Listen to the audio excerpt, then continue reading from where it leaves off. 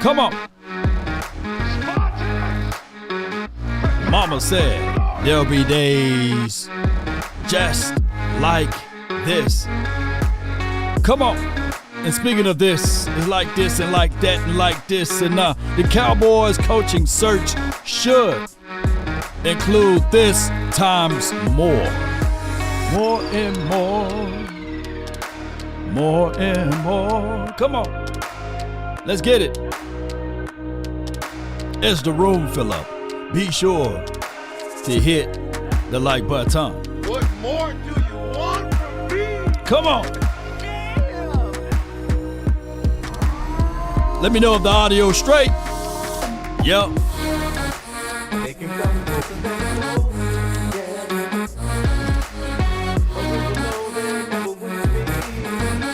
Mama said there'll be days just like this, Cowboy Nation. Riggs! Riggs! I'm getting too old for this, Riggs. Come on, Riggs. Where you at, Riggs? They taking all of our people. They taking everybody. 5, 4, 3, 2, and 1.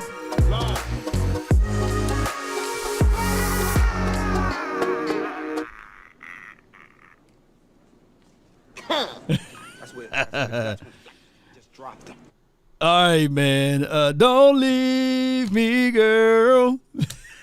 well, we can't say girl, but don't leave me out.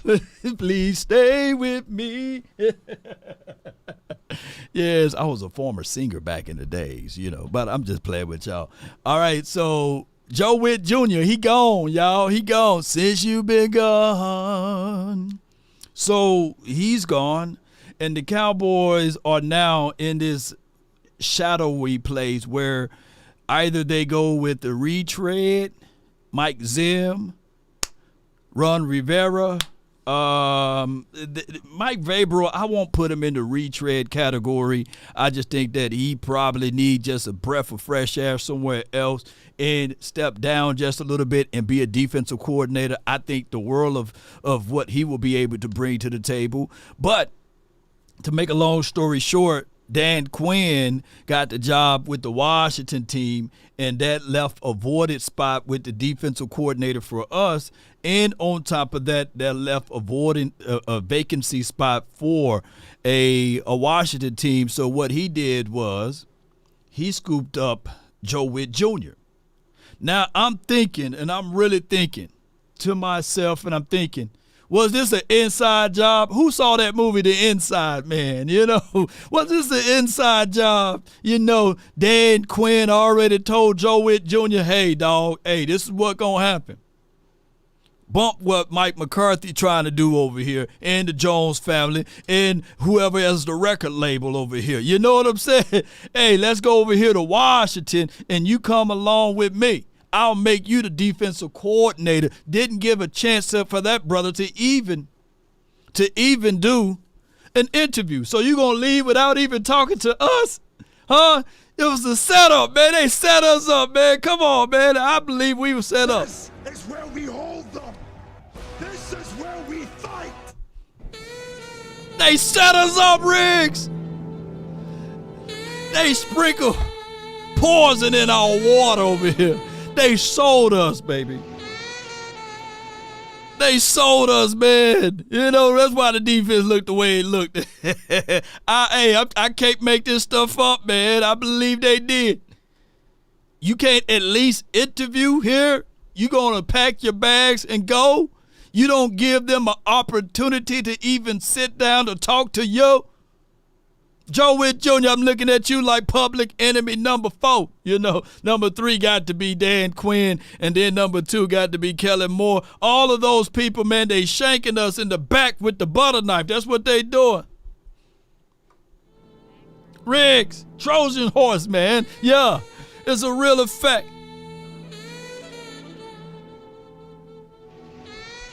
So in hindsight, overall, I'm not going to say hindsight 2020. But I'm going to say this, shame, though. Shame Appreciate everybody for tuning in. Shame.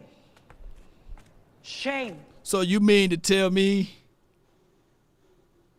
that you would rather be a defensive coordinator for the Washington team and not the Cowboys? Not with people that you already have over here? You don't want to see at least what they got? Did they pressure you so much that they gave you the Jones effect? Who remember the Jones effect? You know, hey, when you see somebody else getting something, you got to get it yourself, right? But Cliff Kingsbury became their offensive coordinator, and what they said, okay, hey, man, we can't wait around forever. You couldn't wait one more day? You couldn't wait one more day to at least interview? You already had your mind set up and say to yourself, all right, cool, I'm going to Washington. You couldn't interview Joe Witt Jr. Now I'm looking at you with the side eye. You know what I'm saying? I'm looking at you like he could have been an informant now. You know, hey, we're going to have to see him. I look at him as an informant now. That's how I see it. That's how I see it. How y'all see it? Let me know. Erroneous. Erroneous charges, I guess, side, I got to look at him with the side eye now. I can't trust him, I can't trust this Cowboys team. And Al Harris, you better show us something. But neither here nor there, all right? So the Cowboys, and I appreciate Sanjay. Yeah, he said law. Look at this law. Oh my gosh. Yeah. Law. Shout out to my guy Scott with that law drop, man. Law. Who has an elite front seven, Ron or Zim? This is from Sanjay. All right, so both of those coaches pretty much are a coach, and let me know if I'm wrong, Sanjay. They are seasonal guys. They are veteran guys. They have a long history, so that's what I can see. They would be, from a knowledge base, more knowledgeable than Aiden Durden, right? They will be more knowledgeable than a Joe Witt Jr. They will be more knowledgeable in a certain situation with Al Harris. A new broom can sweep the floor good, but that old broom can get those corners. Now, if you look at both coaches, Ron Rivera come from the 85 Bears. He played on that team, and then he got his capabilities to coach in this league. Let's just fast forward all the way up into when people pretty much saw Ron Rivera with the Chicago Bears as it relates for a coaching aspect. And then from there, he went to the Carolina Panthers, and he took that team in 2015 to the Super Bowl. And then you look at what he did with the Washington team.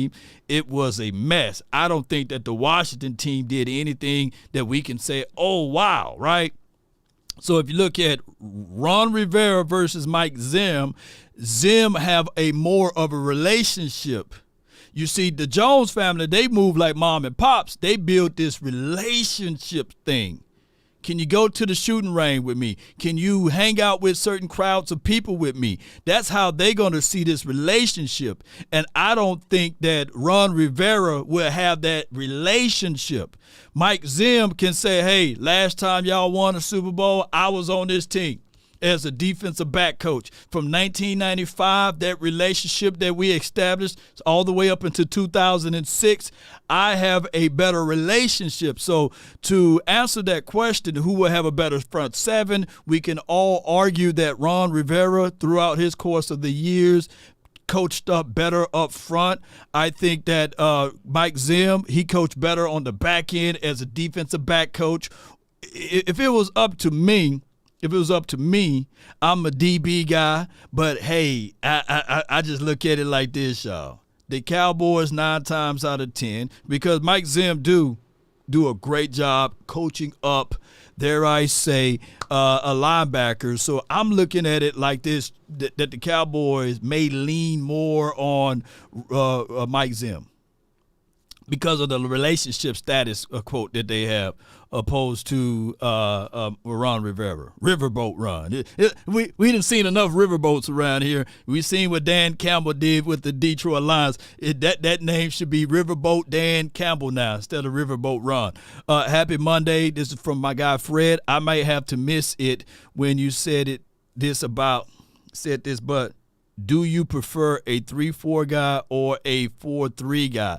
Fred, I always look at defenses. I'm more of a traditional set of a 4-3, but the way players are built these days, why not build your team on a 3-4 base, right? Because you can do more things, right? And that hybrid look from a 4-3 thing was pretty much pieces of a 3-4.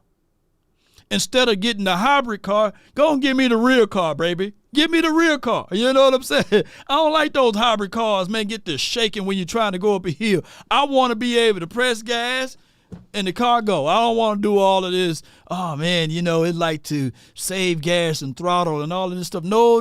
Give me a V8.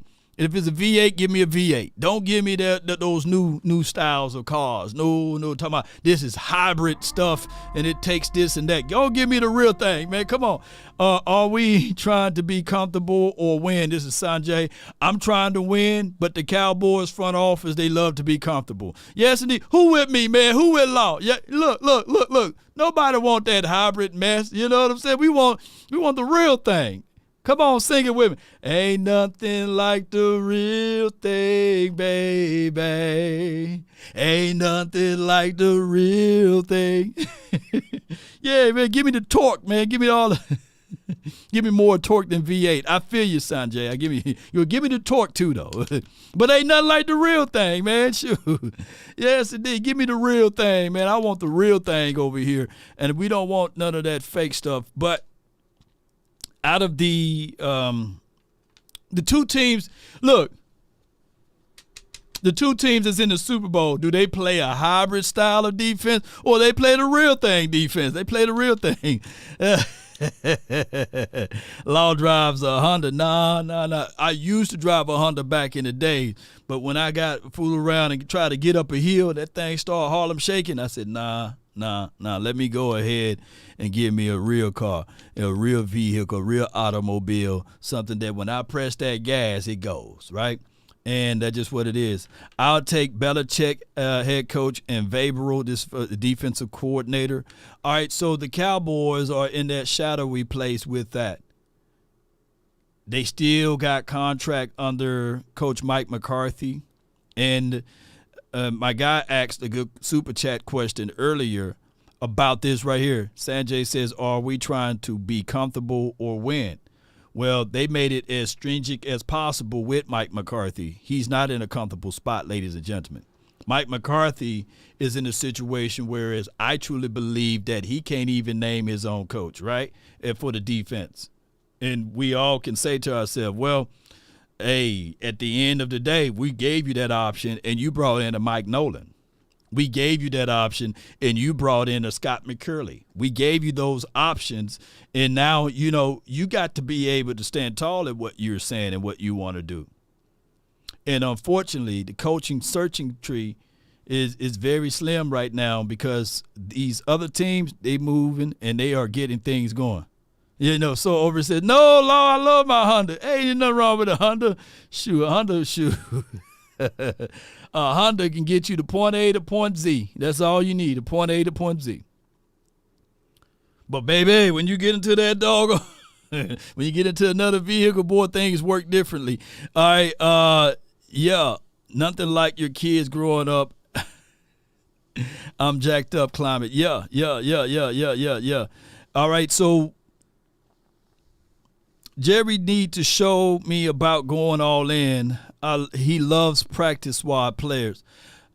I think that Jerry loved money, and he loved to save it, and they love to fight over it.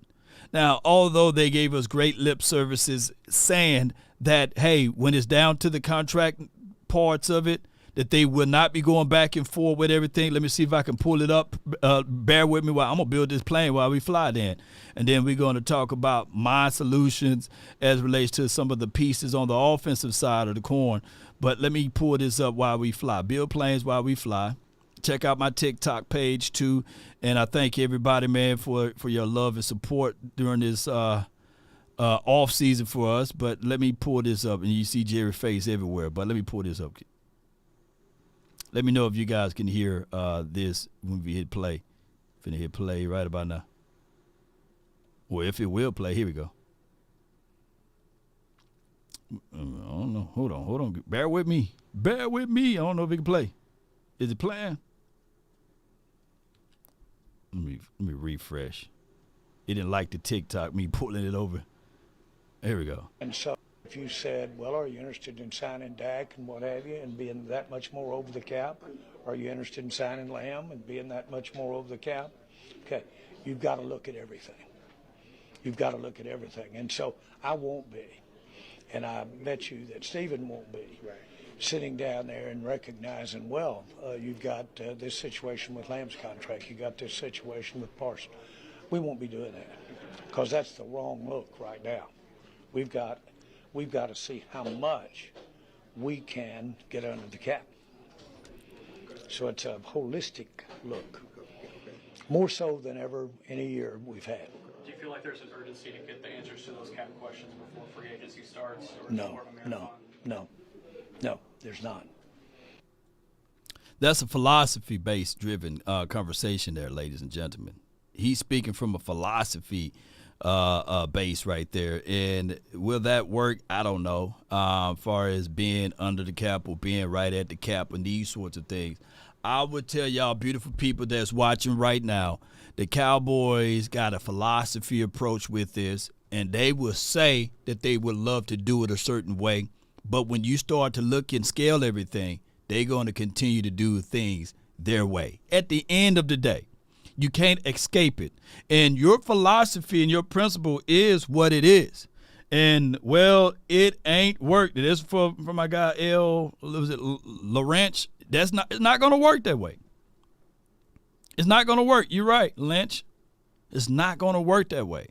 So the Cowboys are going to have to figure out a way. I hate to say this, man. Ooh, I hate to say this. Yeah. Let the contract ride out is here to say. Here to say. Yeah. I hate to say this. In order for this thing to really go properly, and I know my guy's somewhere watching, MJ somewhere watching, and some people, other people watching that say,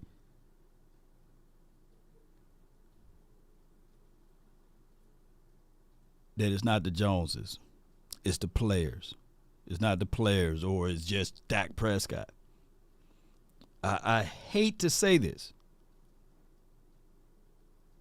Until they get out the way, man. Just get out the way. Law, do you have any truth to this?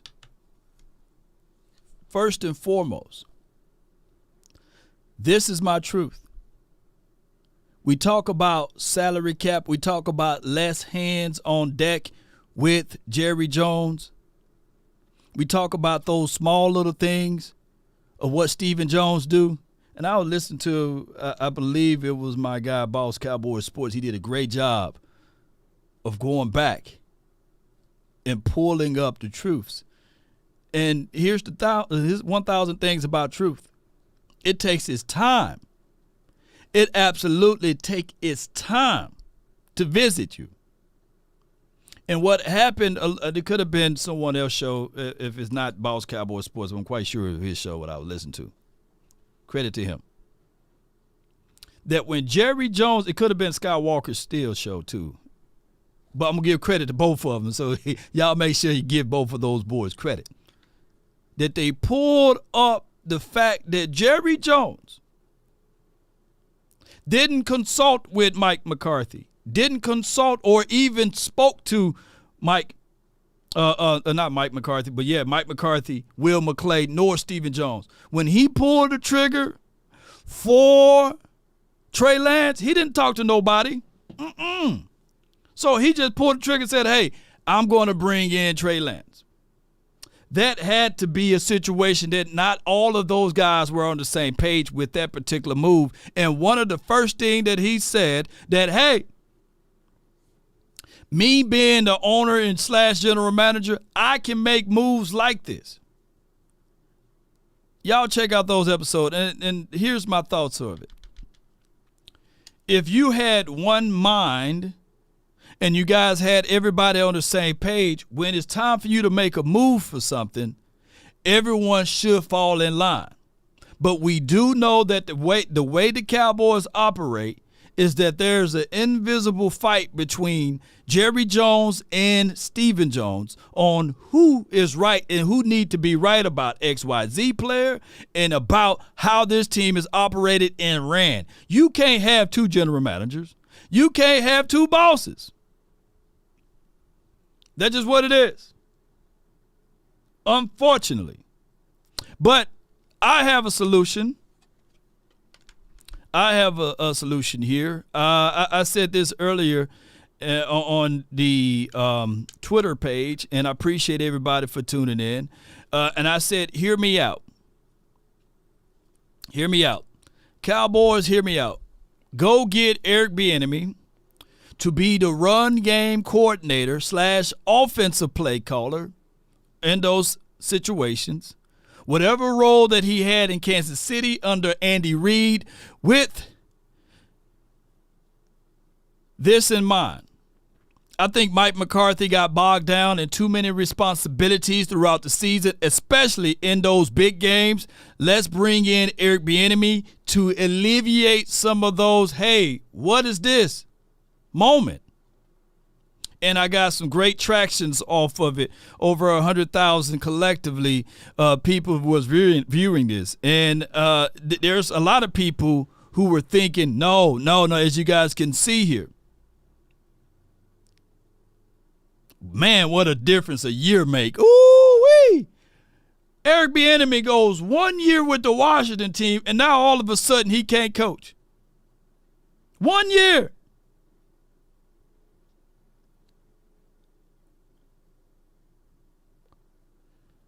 I think that also people didn't understand what I'm saying. And let me say this. I think that Eric Bieniemy, before I read, let me see. Would y'all want Eric Bieniemy here, though? No to Eric Bieniemy, too big of a personality. I feel you on that. Another Jerry Drama, I feel you on that. Let's see what y'all saying. Look, if y'all want EB here, put EB in the chat because he's a free man right now. He's a free man. Put EB in the chat and hear me out on my next part of this conversation. Hear me out on the next part of this conversation. EB, Brandon Ross says no. EB. Okay. All right. So hell yeah. Oh, well, y'all different from the people in the Twitter world or X world. Y'all are different from those folks. Okay. Okay. All right. Okay. Bill Callahan, nah. I would like to have Bill Callahan if he's available. Bring him in for a cup of coffee. Yeah. Hell yeah. EB, Jose says no. Okay. EB for head coach? No. All right, so this is what I was saying under the capacity to bring in Eric Bieniemy. All right. And I think that Eric Bieniemy is better than Jeff Blasco. And he would get most out of our running game. No shade at Jeff Blasco for real. So anybody who's related to Blasco moms and Nims and all of them, hey, no shade at him. No hate at Blasco. So a lot of people got with what I said very confused. They thinking that I was saying bring Eric Bieniemy in as the offensive coordinator. No. Eric Bieniemy, he used to be a running back in the National Football League, and he developed great run play designs. And if you limit, I'm not saying that the brother is not capable, but if you limit some of the things that he can do, right, to a degree whereas, hey, I really want Eric Bieniemy in here for game plan situation, for red zone situation, for run game situation. I truly believe in the hearts of hearts that Eric Bieniemy is a whole lot better, no shade, than Jeff Blasco. That's what I'm saying. As the offensive coordinator, as the last year of his contract, still let Mike McCarthy call the plays or what have you, but at least have Eric Bieniemy they're in the mix because run game always been a Achilles heel for Mike McCarthy. Newsflash, it always been an Achilles heel for even Andy Reid until Eric Bieniemy got there. Now, granted, they did win the Super Bowl last. Wait. EB was there last year, right? So the two Super Bowls that Andy Reid won, he did have EB in his back pocket, right? And that's all I'm saying. Appreciate everybody for sending me birthday wishes this past weekend, and I really appreciate you guys so much. Appreciate y'all. Mike McCarthy got bogged down with meddling all owners, and Dak is better. And Dak is a better OC than EB and Mike McCarthy. Revelation journalist. Appreciate you. No. But I just think that we do at times get bogged down with too much information, too much responsibilities. And granted, this was Mike McCarthy's first year calling plays since 2018, and he damn near had Dak Prescott winning MVP. Who won MVP, by the way? I haven't been checking that. I didn't even watch the doggone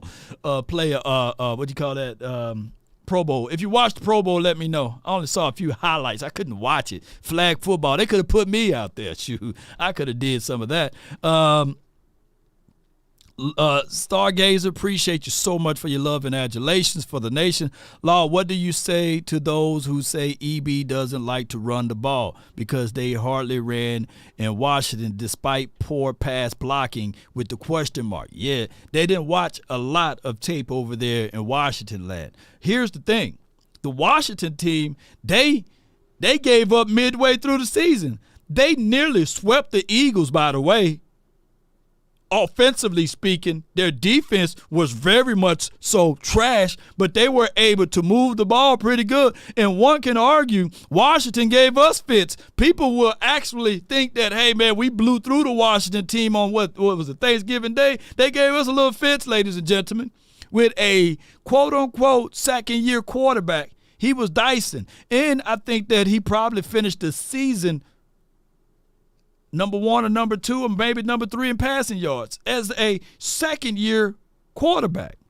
And I think that they were not really all sold on Eric Bieniemy, that they looked at Eric Bieniemy as a charity case. And what I'm trying to see here is, hey, to get good names back to you, Eric Bieniemy, won't you come over here to Cowboys land and just be the run game coordinator? I know that there's a drop on responsibilities and duties from being an offensive coordinator all the way down to a run game coordinator, but at least you're dealing with a team like the Cowboys, and if you can stick it back to the team that gave you a short rope, let's do that for 2 games out of a year. Come on, let's do that. Yeah, a charity case. Don't y'all shank me with the butter knife, though. Come on, man. Washington always been foredoomed, and technically, I wish nothing but the worst for Washington now, unfortunately, because of Dan Quinn and Joe Witt Jr. and Cliff Kingsbury, and all of that stuff. So I wish nothing but the worst for them. I don't like Washington like that. Yeah.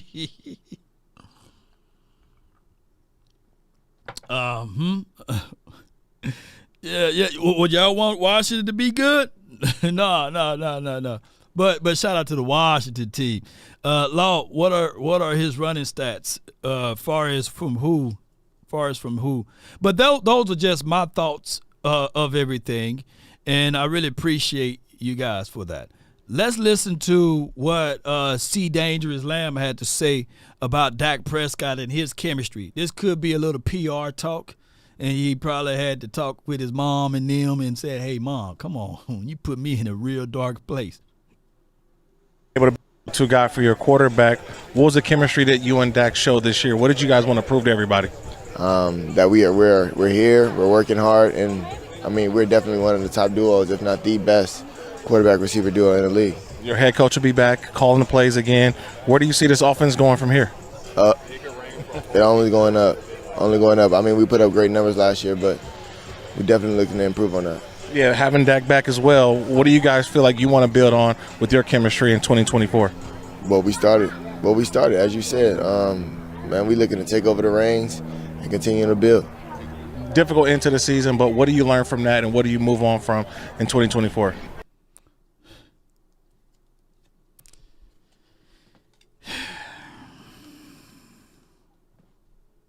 Oh my God! Yeah. No, not them, not them. Yeah.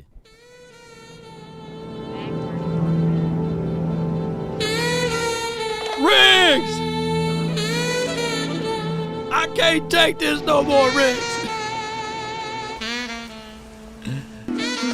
Hey. Yeah, they are generic answers. Ungoddess, we appreciate you, the poet. Appreciate y'all, man. Brandon Ross said that wasn't an endorsement. That was an endorsement. He said chemistry. Yeah.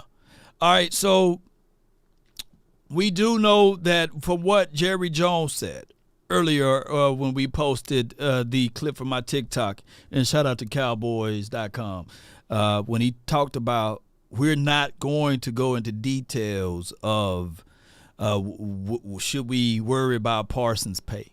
Should we worry about CeeDee Lamb pay? Should we worry about Dak Prescott pay? And all I'm saying is that's all bullsugar, because at the end of the day, you're going to need the money in order to get the resources. And the only way that you can bring those resources about if you go and do it this way. Excuse me, let me see if I can find it right quick.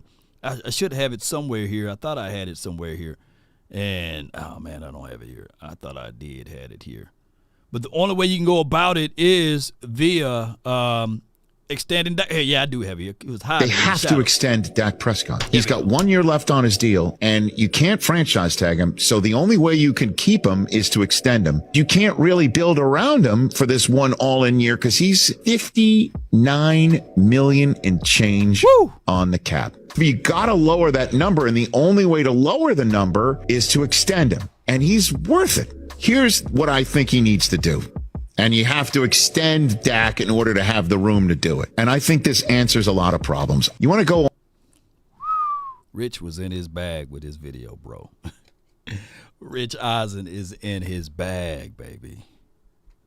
You can't have one without the other. Love and marriage, love and marriage. How the rest of those lyrics go? You can't do one without the other. How does the song go? Y'all go ahead and put the lyrics down so I can say that.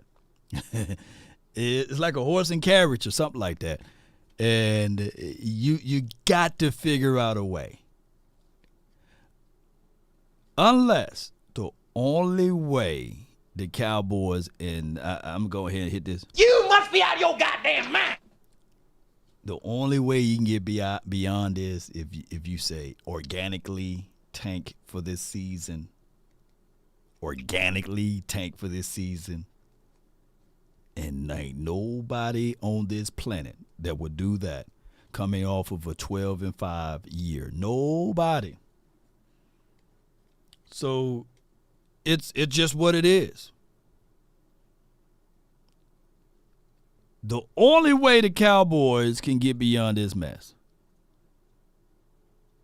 This is a team that don't have a defensive coordinator. This is a team that's interviewing Wink Martindale. This is a team that's also, well, allegedly they supposed to have an interview set up on Tuesday per Brian Broaddus reports on Wink Martindale. They interviewing today Mike Zim. Riverboat Run may be interviewed maybe on a Wednesday. I'm quite sure that there will be some type of news broke by the Super Bowl, because Jerry ain't going to let nobody get all of the shine on Super Bowl weekend.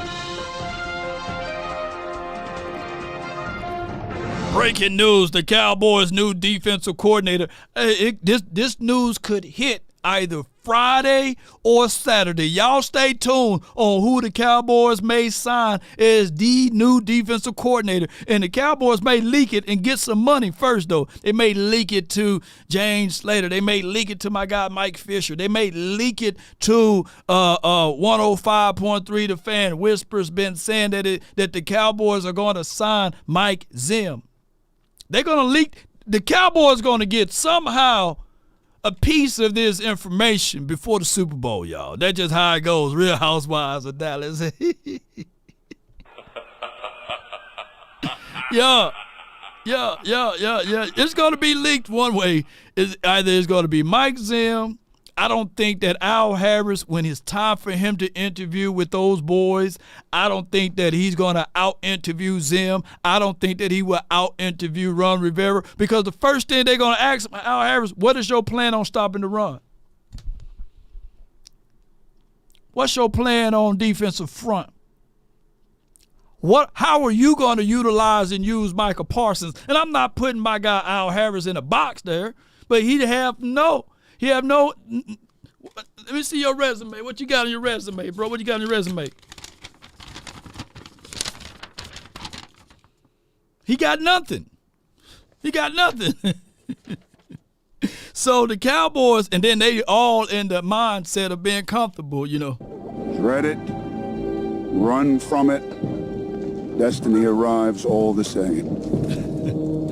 And now it's here. Or should I say, I am.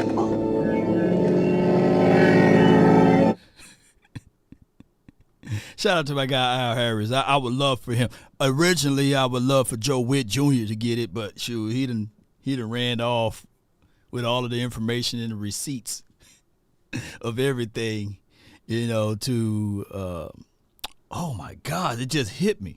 Oh my God, it just hit me. Oh my God, it just hit me again. Oh my goodness, it just hit me. Oh my gosh.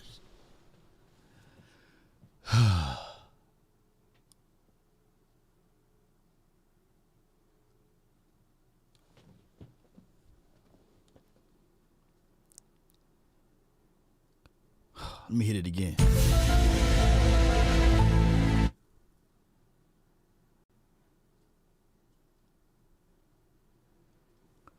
Didn't Washington request to interview Will McClay?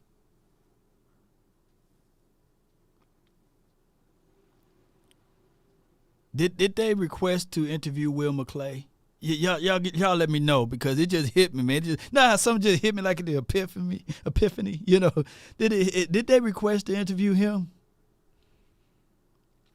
Oh my God.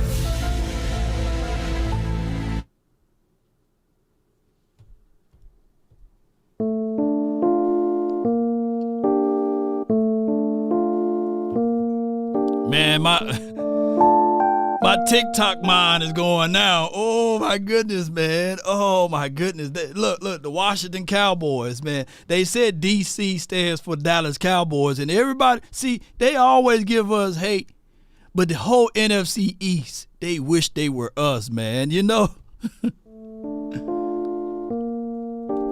I can't see Will McClay leaving, because Will McClay is one of those stand-up dudes, man. He got his son here in Dallas, and his son loved the Cowboys, and he's going to stay until his son graduate and these sorts of things.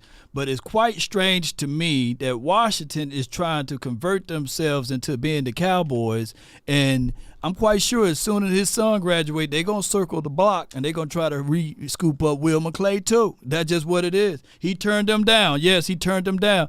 But I'm thinking that there's much to do about the Washington team. Really want to look at the Cowboys as a group of players and teams that they would love to be. And yeah. So my thing is, ladies and gentlemen, the Cowboys, they all of the NFC East are trying to be the Cowboys. That's just what it is, man.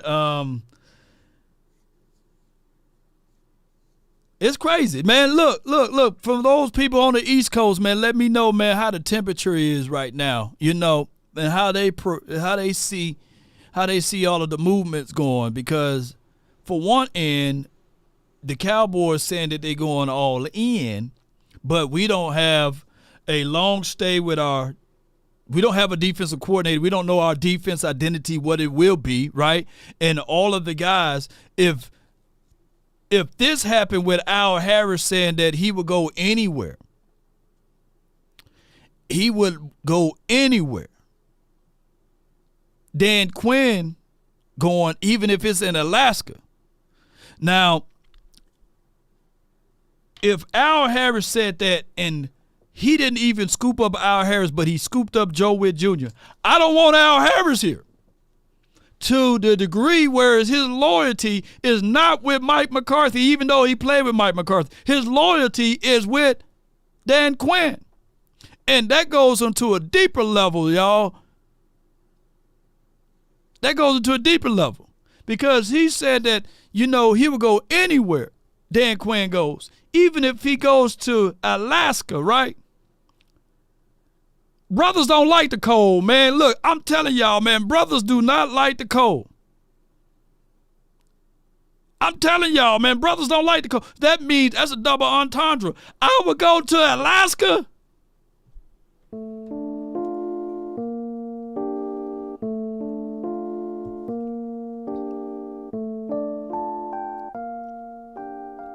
Boy, we'll come up with all type of excuses, man. Nah, man. Hey, man, Alaska, nah, man. Hey, I love you, man, but hey, man, Alaska. Hey, man, when it's kind of a few degrees cold and 30 degrees, we sitting there like, hey, man, nah, man, Alaska. Whoever. I like Al Harris, man. But hey, Al Harris, man, at this point. All I ask.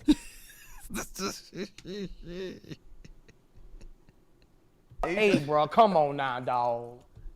Brothers don't like the cold, man. Damn. Hey, I'm just saying, man. I'm just saying. Swallow that. Jeez. Hey, that's just the truth, y'all. Hey. Keith Bruce, man, salute to you, man. But a few, collectively. Come on, collectively. Yes, indeed. All right, TA, I'm going to be quiet. Alaska is dope, though. But, I'm just saying, though. Where's his loyalty at?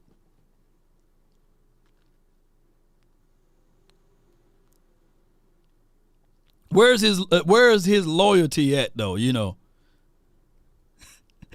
Choctaw says, speak for yourself. Man, come on, man. I know Choctaw way in Ohio, but, man, collectively. All right.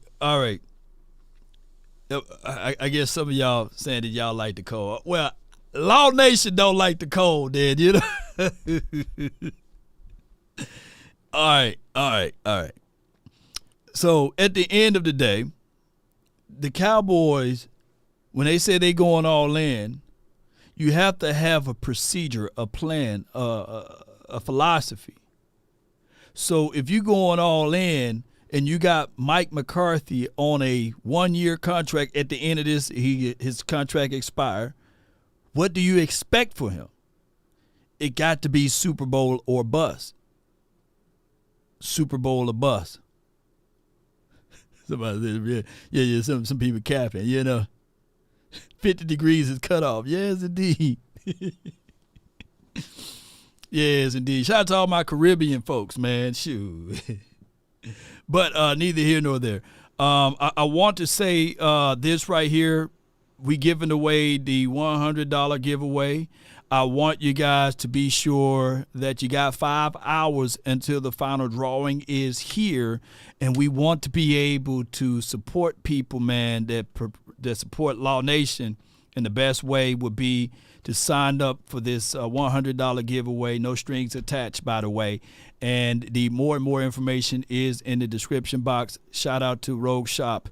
And on top of that, use this promo code LAW to get 10% off of all your products there at Rogue Shop. I want to make a quick segue into this coaching philosophy brought to you by Rogue Shop. I want to talk about stopping something.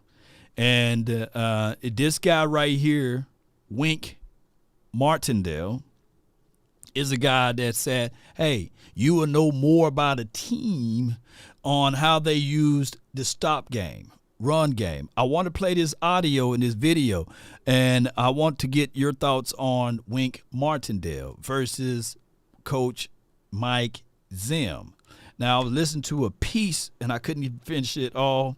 It was a piece of my guy Skywalker's Steel show in the morning, and I truly believe that he's all in for Wink. And I could be off. Let me know in the chat if y'all seen the full video this morning.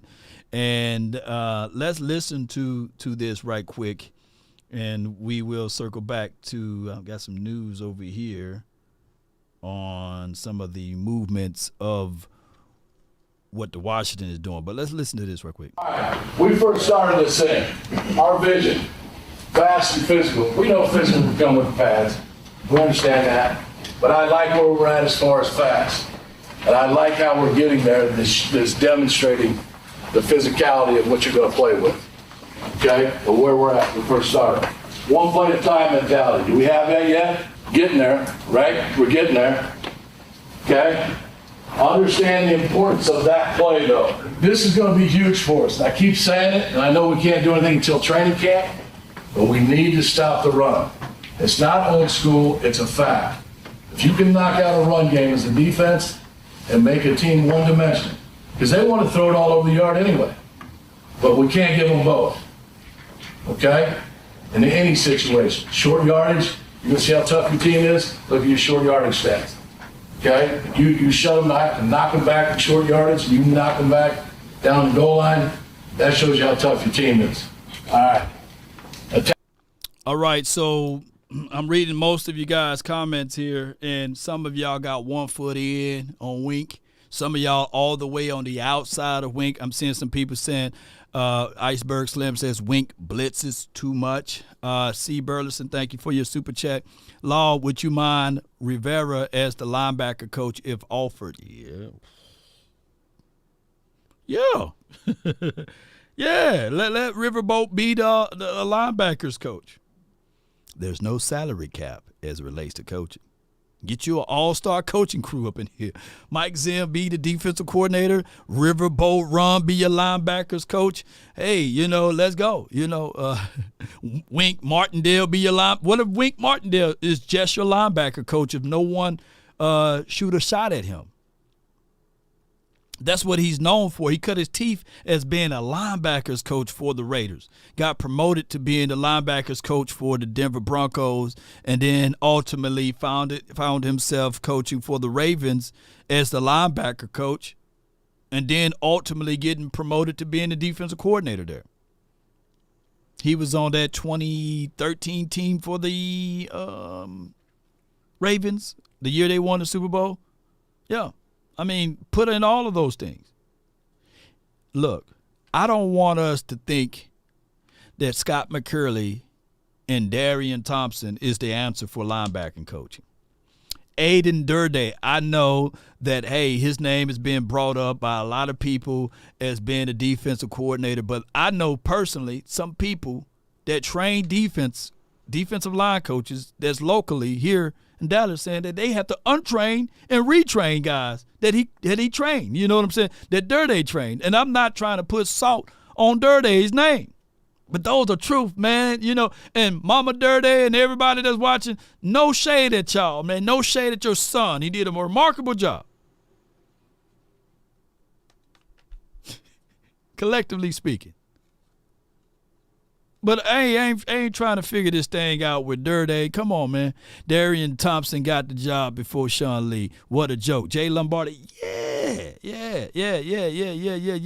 So the retread philosophy versus the newbies, man. Look, at some point, the Cowboys got to build something, We respect the mamas. Yes, indeed. No to Durde. Or Durden, however you say that man's name. No offense to the family of the Aidens. I'm putting all type of covers over everything. Yeah. Zim, let me see. Will they bring in Vaberl for an interview? There have been mixed conversations that Vaberl would like to take a year off.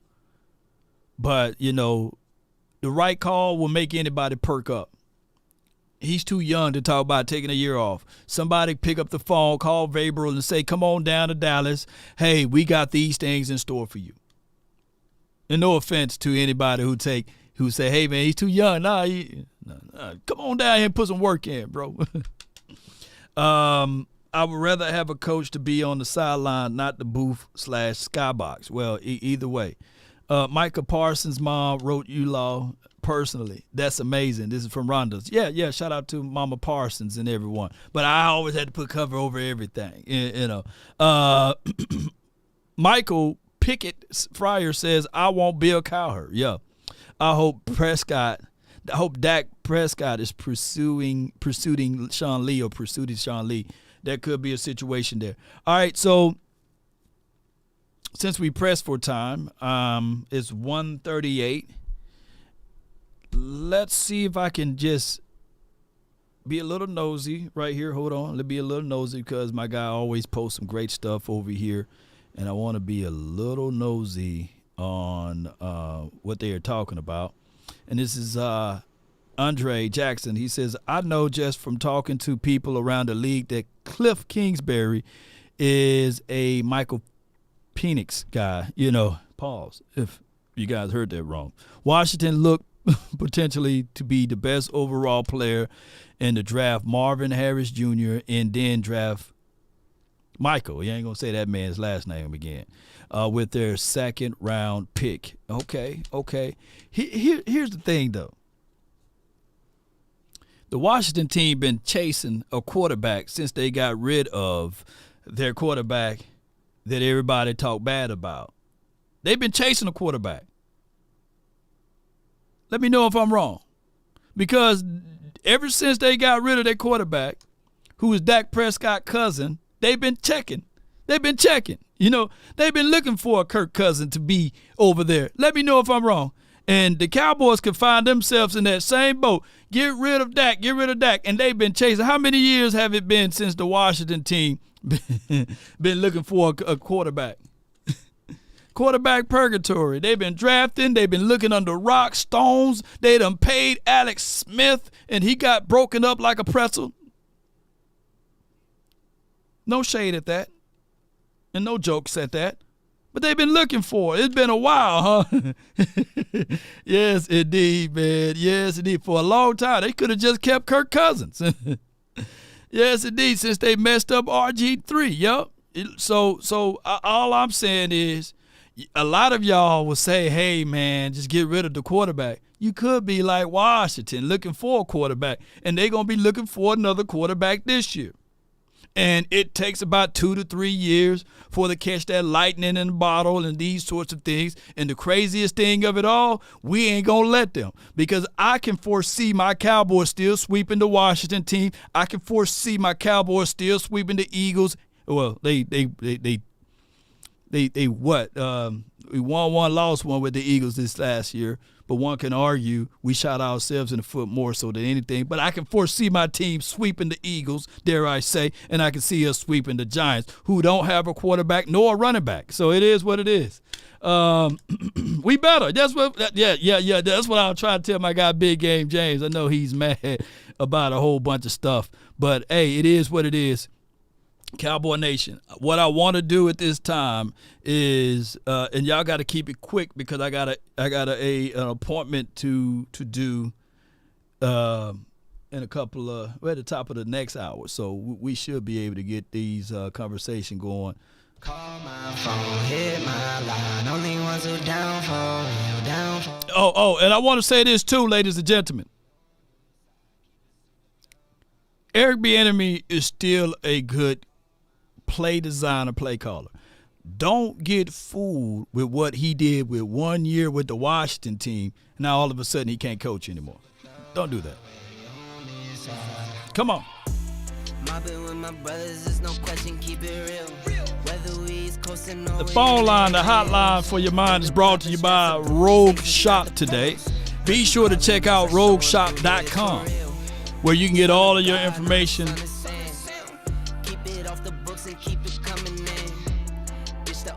where you can get all your information on cannabis products and beyond. I just pinned the number at the top of the screen, 657-390-7391. Let's go, Cowboy Nation and everyone that's listening. Let's get it.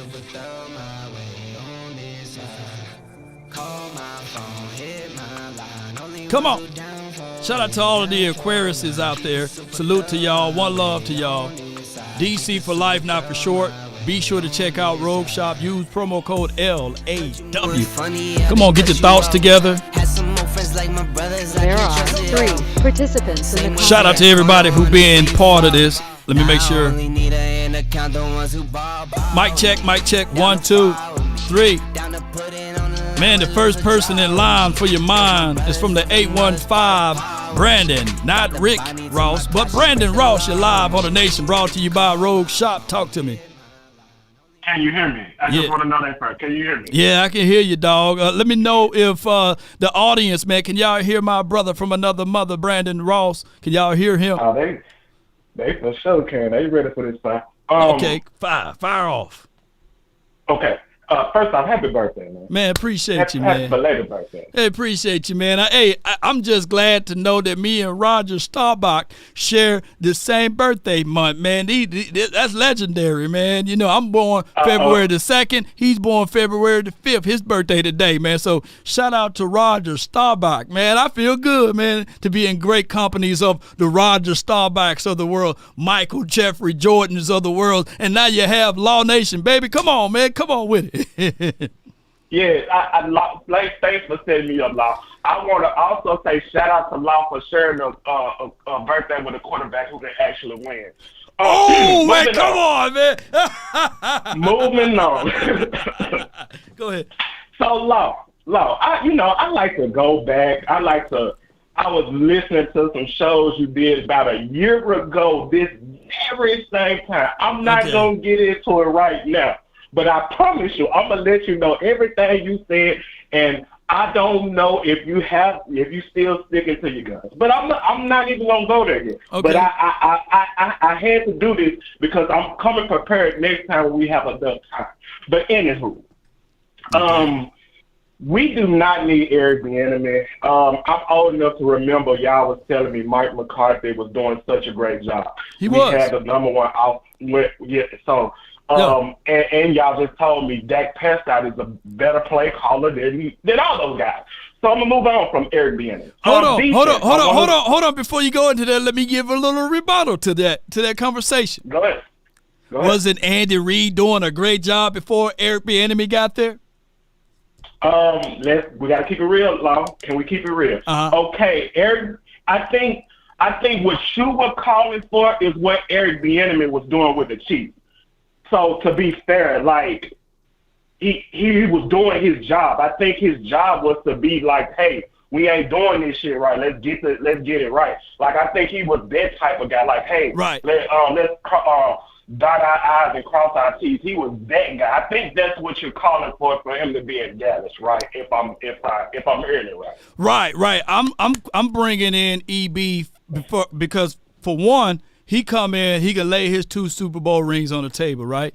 And then on top of that, he can come in and say, yeah, Jeff Blasco, or yes, Mike Solari, these type of run, pull, or scheme runs, formations are pretty good, but this is how they can be better. I think that Eric Bieniemy, he will be able to figure out ways to get Tony Pollard going. I think that if we bring back Tony Pollard, by the way, or if we go get a Derrick Henry, he will be able to really excel with Derrick Henry. One of my pet peeves with Mike McCarthy is when to run and when to utilize the run. Although he banged on the table and said to everybody, hey, we will be running the ball more, right?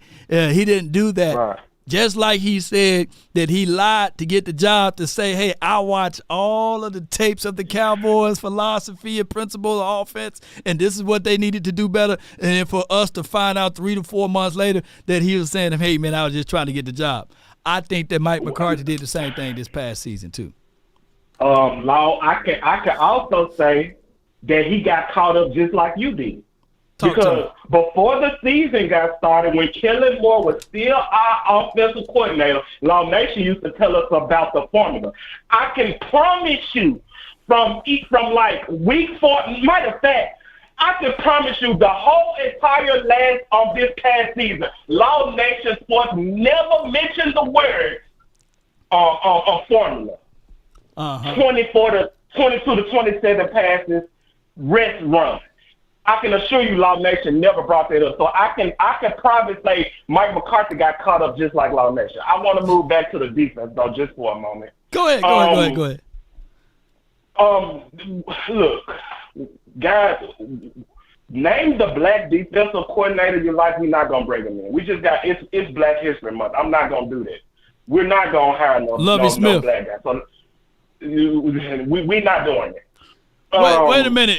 If people say that they like Mike Zimmer, or if they say they like Riverboat Ron Rivera, they got to for dog sure like Lovie Smith. Those are retreads.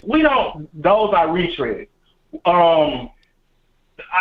The NFL has told you, like, everybody else is moving younger, but we the only people thinking about Riverboat Run and whatever the other god awful name you just named. Anywho,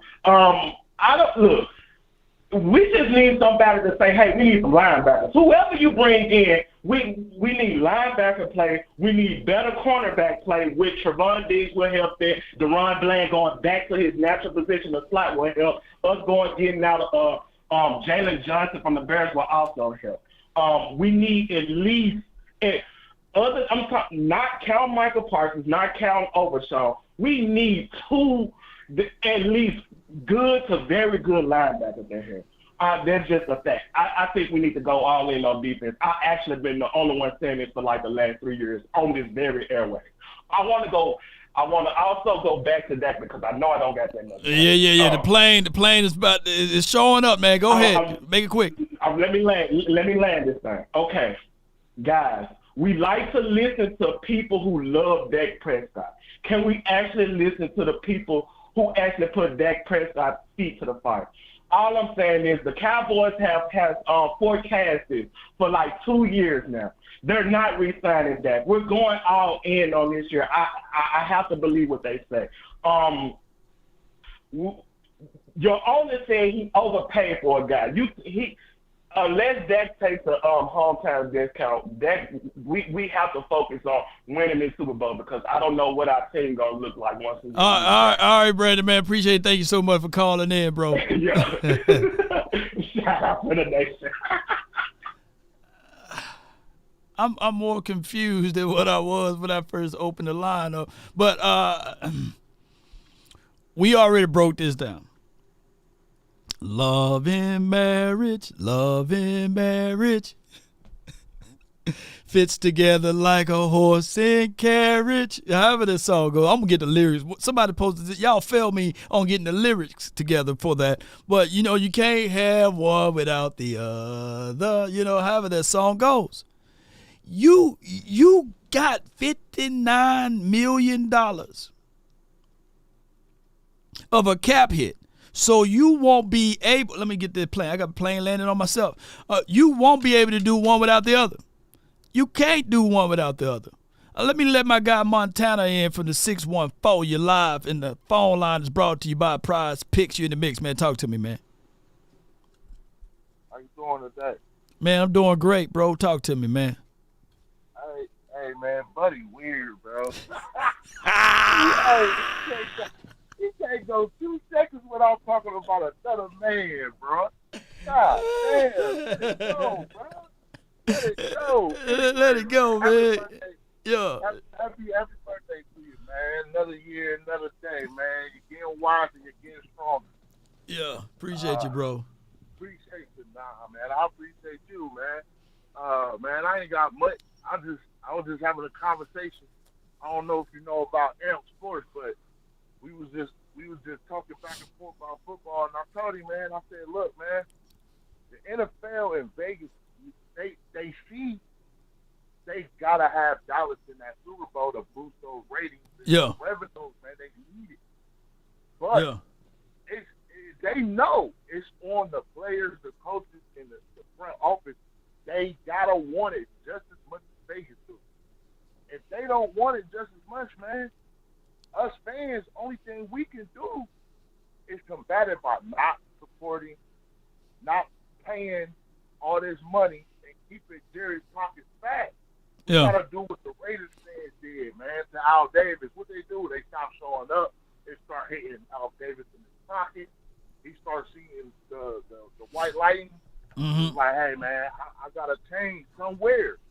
And they end up changing, man, and they won that Super Bowl.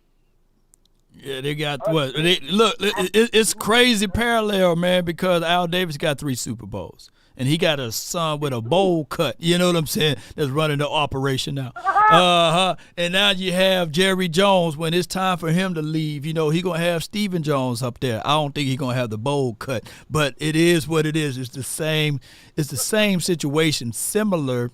But I think that even Al Davis' son, I forgot his name, the other Davis Jr., I think that he's more hands off, you know. Yeah, he's still back, man. He's still that, though. Yeah. Coaches do their job. He seen that it was turmoil. He got rid of dude. Once he seen that it was turmoil, he got rid of guys. You know what I'm saying? So, hey, you know, I just got to tell the fans, man, we might have to do the same thing as a fan base. Yeah. So as a fan base, we got to stop being so separate and come together. You know, that's the issue on top of issues. Like, it's so much going on, man, and we all arguing amongst each other. Oh, I hate this player. Or It's the same. It's the same thing, because whoever the next player gonna be, they're gonna hate them, because the owners do a great job of making it like the players are selfish, right, with the money. You know, when they making $1 billion hands over fist. But you know, the salary cap thing spoiled a lot of things, bro, for real. So I guess we lost a guy to. I guess we lost Joe Witt to Washington. I'm guessing. Yeah. Correct me if I'm wrong. It's more than that too, because here's what else. I got reports from Brandon Laurie, who is a beat writer as well. They saying that Dan Quinn have some more tricks up his sleeve with the staff. And this could mean that he's trying to orchestrate a way to get Al Harris, Aiden Durde, and Sharif Floyd to follow him in Washington. And I know you're a man that reads, man, and you follow a lot of things, even from different scriptures or books or what have you. And one of the things that they say, when it's time for you to move on from something, cut it off completely, right? Hey man, look. They're gonna have to cut this off completely, because I don't want people to have strong ties and strong belief system if the locker room was divided from offense to defense, for them to still be looking over to the other side. If they want to leave to go to Dan Quinn, let them all go. Don't keep nobody in house. Go ahead. Yeah. Go ahead. You can go. You know what I'm saying? You can go. You can do whatever. It's just, how you gonna replace that? How are you going to upgrade from not being able to stop the run? Are you finally gonna go get a linebacker that's retired that was actually serviceable and had a solid career? Are you gonna be able to go get those guys and replace those dudes? You know what I'm saying? Like, your issue is not really cornerback or safety or anything. You know what I'm saying? It's linebacker. So are you gonna go get guys that understand that role? You know what I'm saying? Like I said, everything just falls back on the front office. You know, at the end of the day, everything falls back on the front office. No doubt, man. I appreciate you for calling in, Choctaw, man. Thank you for all that you do as well for the community. No doubt, man. I appreciate you. No doubt, man. That's my guy, Choctaw, man. Y'all check him out. He one of my mods, man. He always in the chat regulating stuff. But you shouldn't stitch on, and I know it's somewhere in their book, old garments onto new garments, right? You shouldn't do that, you know. And I'm not trying to make this a biblical situation, but that book is codes, man. That book got philosophies and principles that's hard rooted into substance that you can gravitate to, man. that if you follow those codes, man, it's just you just apply it. You know, you don't have to be religious to understand what we're saying. You should mix old wine with new wine. You know, and the Cowboys, we can't be fooling around. Yeah. James Brown got the scripture right here. Can't make new wine with old wine skin. Right. So if these boys, Luke 5:37 and 39. Come on, bring it, Glenn. Shout out to you, Glenn Capers. I'm telling y'all, man, this is not the season to have someone to shank you in the back with the butter knife. This ain't the season, man. So if this is the situation, let me pull this up. You know, shout out to Brandon Laurie, a trusted source right here. He says, let me see if I can bring it up to a bigger screen here. Could this mean Al Harris, Aiden Durde, and Sharif Floyd following Quinn to Washington? And this is from Nikki. Says, Josh Harris said that Dan Quinn have some more tricks up his sleeve with the staff. And this is all speculation. But, man, I want all of the people that said that they rock and roll with Dan Quinn with their allegiance and everything, I want them to be out the building. I can't have them 2 games out of a year and I have the big old questioning marks around my face. You know, no. I don't want this, man. I don't want this for my Cowboys. Look, at the end of the day, I'm a Dallas Cowboys fan. Not these coaches fans or not these individual fans or 3 games out of a year. Yeah. So if they don't want to be here, let them go, man. If they saying, hey, man, I love Dan Quinn, I like Mike McCarthy, let them that love Dan Quinn leave. Don't hold these guys hostage. And I know that there's a rule whereas the the general manager got to give clearance for those who have lateral movements, right? They have every right to hold players if it's not a lateral movement here. I do not want to hold somebody that don't want to be here, who's already looking over the other side. I don't want that. No. I don't like that. I want everybody, if y'all rocking with law, I want y'all to rock with law. I don't want y'all to be kind of 1 foot in, 1 foot out. And if I go to another team, I don't want y'all to be like, hey, law's now on this team. Nah, man. Either you roll with me or you don't. I got Darius, man, from the 214. You're live on the Nation, brought to you by Prize Picks. You in the mix, man. Talk to me, bro. A tree is known by the fruit it bears. Ain't that what you said? Yeah, a tree is known by the fruit it bears. Yeah. Now, you notice how all good coaches follow each other, don't you? Ain't that funny? Yeah, true. Ain't that funny? Hell yeah. Kyle Shanahan, Sean McVay, Mike McDaniels, Raheem Morris. That's funny, ain't it? Okay. Ooh, you throwing some gems. You throwing some gems. Dan Quinn, Joe Witt Jr., Al Harris. They ain't following Mike McCarthy though. But you see the fruit that Mike McCarthy came with. Ben McAdoo. Yeah. Scott McCurley. Yeah. Those guys. He did. Now here's the thing. Ooh, man, you spit some good stuff. Now he did try to build his fortress. He tried to build his fortress around the guys that he know and the guys that get comfortable with him. And that stuff didn't work. It didn't work. So keep going. You're right. I just wanted to put that on. Your brain. Man, you didn't have to do that, but hey, you beat me with the truth, and the truth hurts, man. That's what it is. That hurts to know that he had Scott McCurley, the other guy Tozine. That sound like a lean cuisine. Yeah. And Michael Nolan. Hey, Al Harris was one of his boys, right? Yeah. And now Joe Witt Jr. was one of his boys, but now it's divided. It's kind of like when you get that divorce, who gonna stay with mom and Nims? You know what I'm saying? Hallelujah. Who gonna stay with dad? Hey, I don't like the divorce, man. Come on, Pastor. Come on with it. Pastor. Yeah. Amen. So You feel me? So I just want to put that on your brain. And all of you Mike McCarthy guys and all of you guys that hate Dan Quinn, just think about that. That's funny, man. You know what I'm saying? I just want to put that on your brain because I just thought that was mighty funny. Well, let me ask you this, though, my brother, from another mother.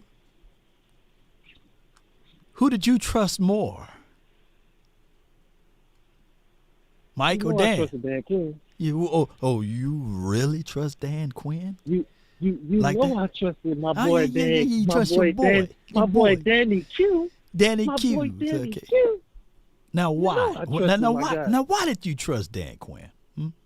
Man, I tried to break it down for you the last few times I called in. I told you, like, we went from the most historically worst defense, with Mike Nolan, a Mike McCarthy guy, to a pretty good defense in a year's turnaround. That don't happen. So we went from our defense not having no identity to speak of. We can't even name what our identity was. All of a sudden, we getting sacks, turnovers. People fear our defense. Our defense is carrying our whole team. We ain't had a defense like that in years. Yeah. Damn near a decade since you was a young buck. Yeah. Since you was a grasshopper. Young law. You feel me? Yeah. That's all I'm saying. That's why. So let me ask you this, though. So what's more than likely, Dan Quinn motives? He wanted to be Mike McCarthy. Yes or no? Now, what you mean by that? Explain the question. If given the opportunity to be the head coach, do you think he would choose Washington over the Dallas Cowboys? Ooh. We going deep on that one. That I don't know. You got me on that one. More than likely. More than likely now. Now I'm looking at yeah. Swallowed up. Have you ever been swallowed up? Because this dude, man, come on.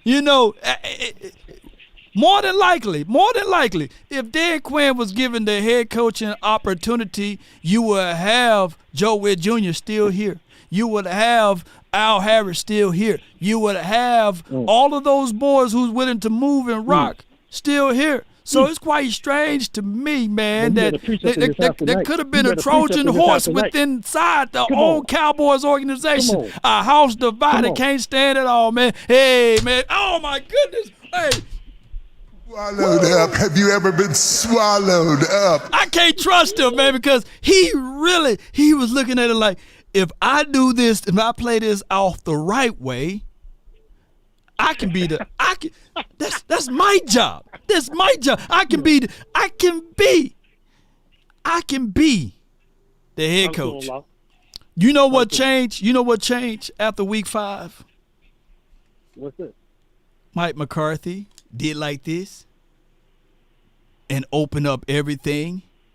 I guarantee you, if the Cowboys were to fall and play like they did for the first 5 weeks, there would have been Mike McCarthy fired, Dan Quinn elevated as the head coach, and he would have never been looking for all of those 5 and 6 interviews. That's just what I'm saying. That's all I'm saying. I like the sound of that, Law. I ain't gonna lie to you. Yeah, because technically what the Cowboys didn't expect is for Dak Prescott to have his MVP type of season. They betted against him, right or wrong. And I got one chamber in a bullet to solidify my thoughts on that. I don't know that for a fact, but we're gonna go with it. Yeah, because you wanna know how I know? He wears 15 on his team. They didn't expect Dak Prescott to perform down the stretch the way he did. Well, you on to something. Hey, that's all I'm saying, bro. I appreciate you for calling in, Darius, man. Thank you, bro. Yes, indeed. Yeah. Yes, indeed. No doubt, man. Good call from him, man. But they didn't expect this to happen. Look, the Cowboys didn't expect Dak Prescott to go on this MVP run.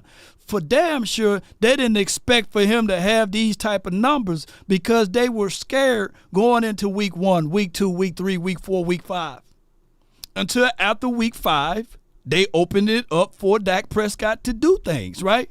Remember, the conversation all the offseason was how many INTs he's going to throw. They had reporters reporting on the absolute interceptions numbers that Dak Prescott, they were tallying those up. Oh, he threw 3 today. He threw 4 today. He couldn't even get comfortable within the confines of the own system that Mike McCarthy tried to employ. Because people were counting how many INTs he was getting. Nobody in the history of the NFL got hit up with that type of sandbag job. Shoo. So, going into the season, before your first game of the season, the Cowboys did this right here. They did this right here.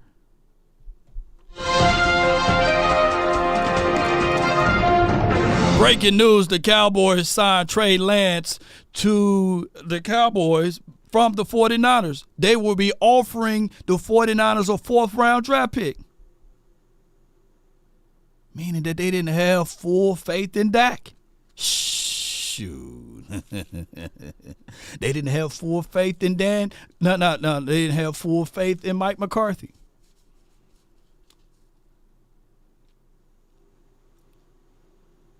That's all I'm saying with this. I got Stefan from the 408. Then we have MJ. You're live on the Nation from the 408. You're live on the Nation, brought to you by What's going Prize on? Picks. What's good? Brother? What's good? What's good, man? What's good? How you doing, brother? Happy belated birthday. Not much, man. All is good. All is well. Can't complain. Hey, real quick. Out of all these coaches that we have so far interviewed, one thing resonates with me. The only coach that I saw that was interested in coaching the Cowboys is Mike Zimmer. Okay. So that tells me that he sees something that none of those other coaches see, because we're out there looking for coaches. As far as I know, he was interested in the position, not the other way around. Break it down. So I think he sees something that maybe we didn't, or maybe Dan Quinn was too proud to see. Or maybe it was too late at that point, I think. He sees something that he could take to the next level. You got to think about it. He's been in his basement for about 3 years now. Okay. Doing nothing. Just cooking up stuff. He's seen the Shanahan offenses. He's seen, all these young coaches coming up. And he's looking, and he's saying, you know what, I could take that. I like the personnel they got in Dallas. I like the defense they got. I want that position. I'm interested in that position. He's the only coach, I think he's the only candidate that was interested in the position, not, like I said, not the other way around. And that, to me, it resonates different. It resonates, you know what I mean? Like, it's not like the coaches, not like the Dallas Cowboys say, hey, let's call up Mike Zimmer. Like Mike Zimmer. He wasn't even a thought until the source came out that it said that he is interested in the Cowboys position. Then he got the call, because of course it made headlines. And I think Mike Zimmer is the guy to bring in, because Mike Zimmer brings something that, and I mean, he's more of an X's and O's kind of coach. I think Dan Quinn's more of a person's, like a player's coach. And we saw all those 3 years. I mean, we was getting turnovers here left and right, but you know what else he was getting? Penalties. Yeah. That was costing us games. Lack of discipline. So I think right now, I don't think we have to go back to saying, oh, well, you gotta also remember the Mike Nolan days. Hey man, Mike Nolan didn't have the personnel we have today. Right. And then people, the news was that Mike Nolan, like, we gave some opportunities to bring in new blood on the defensive side, but not everybody was on the same page. I remember Jalen Smith saying that it's too complicated, right? And there's too much thinking. I remember the other guys that they brought in, they were saying that, hey, this defense could work, but X, Y, and Z things happen. I think that everybody wasn't bought in because they were still coming off of Rob Marinelli's ways of coaching. So, yeah, you're right. Yeah, and another thing, he is of that tree of that 96 Super Bowl team. he knows he's been there before. You know what I mean? Within the organization, he's very familiar with the organization. He's very familiar with the 3-4 defense as well. I think he coached a 4-3 before Parcells. Yeah, he did. And Parcells had him change to a 3-4. He did. And I think a 3-4 is the perfect defense for a Shanahan offense. I mean, and I think Micah Parsons is the perfect player for a 3-4 defense. I mean, if you want to get the most out of your linebackers, you're gonna look at Wink Martindale. You're gonna look at Riverboat Ron Rivera. You're gonna look at Mike Zim philosophies. And but here's the thing: we are still razor blade thin at linebackers. We are still that. The draft is heavy though. The draft is heavy with linebackers. So it is. You got Cedric Gray, Peyton Wilson, Edric Cooper, Jeremiah Trotter. I'm there. I would draft 2 linebackers in this draft. Well, we don't have a lot of picks, though. That's the other part. You don't have a lot of picks. So what the Cowboys ultimately got to do is they're going to have to dance in free agency. But we don't have a lot of money. So what they ultimately got to do, before I let you go, bro, they're going to have to make some extensions. You know, that's the only thing. They're going to have to do that, bro. You have to. You got to extend Dak. I mean, that's going to give mixed emotions, but that's there's no way we can keep that dead money. And I mean, he's an all-pro, and I'm a big Dak. I mean, I love and hate Dak. You know what I mean? Yeah. But extend the guy, and see it more as like we have the quarterback we don't have the quarterback. We don't have the Mahomes. We have a quarterback that can help us get to that next level, but he's going to need a lot of help. Yeah. And like you said, we don't have the cap money. Extending him, CD Lamb, and go ahead and send him Micah Parsons, give him that contract, give him a big signing bonus. That'll really help us. And go get Patrick Quinn, man. Go get him. There. Yeah, but you're going to have to do some restructures and some extensions. Appreciate you, bro. Thank you for calling in. Yes, sir. Yes, sir. You have a good one, brother. No doubt, man. Good call from him. But let me do this, too. The conference has been locked. The Cowboys are going to have to get busy. That's just the reality of it, ladies and gentlemen. Beyond what the front office can do, they're going to have to roll the sleeves up, get busy. The players are going to be the players. So at the end of the day, it is what it is. They're going to have to do those things in order for all of this to work. But they're gonna have to make sure they establish the philosophy from the coaching staff on the defensive side. You can't start making moves now without your coach. So this week, the Cowboys going to have to do that. They're going to have to do those things. Extend, restructure a few contracts, and do some things in that nature. If not, none of this stuff can work. But before you buy the cart, you got to have the horse. Don't buy the cart before the horse. Who's going to be your defensive coordinator? What philosophy you going to get from whoever you bring in from that part of it? What are their draft thoughts? Who would they like to have in to help this team out? It's the small fundamental things that you got to do. And the thing is, Coach Zim, he got a leg up on anybody that will interview this week because he have the relationship. He said in the interview that he goes to the hunting ranges with Jerry Jones. He been out to his house. They know each other. They been with each other. He had to ease by some things after that departure of Barry Switzer and those boys, right? So it's a lot of things, man, that's going to have to happen in order for this team to look a certain way. I got my guy MJ from the 206. You in the mix. Talk to me. What up, Law? How you doing, bro? Nothing much, bro. Talk to me, bro. Hey, man, I'm going to tell all the fans that what's saving the Cowboys, let me say it again, is Will I Am. That's your GM undercover. When Jerry leaves, Steven ain't going to do that. And that lady, Will got it. That's why Will didn't take the job from the Redskins. That's one. So let's put that to the thing. He's Lord. Thank you, Jerry. You're going to keep paying Will what you need. Not like these other bums. All these other bums, and I'm going to tell Derek, that's my boy, D, The defense let us down, bro. Hey, they did, man. They was already thinking about the other jobs, man. I can go all the way back to 2007. From then on, every time we had the first seed, our defense let us down, brother. They can't stop nobody. Yeah. So what they do, the man that just got the phone, he get and my boy, what's your boy that say he ain't drinking the Kool-Aid? Big Game James. Okay, Big Game James, I hope you hear. You want a young coach? I don't give a fuck they get 100 years old coach.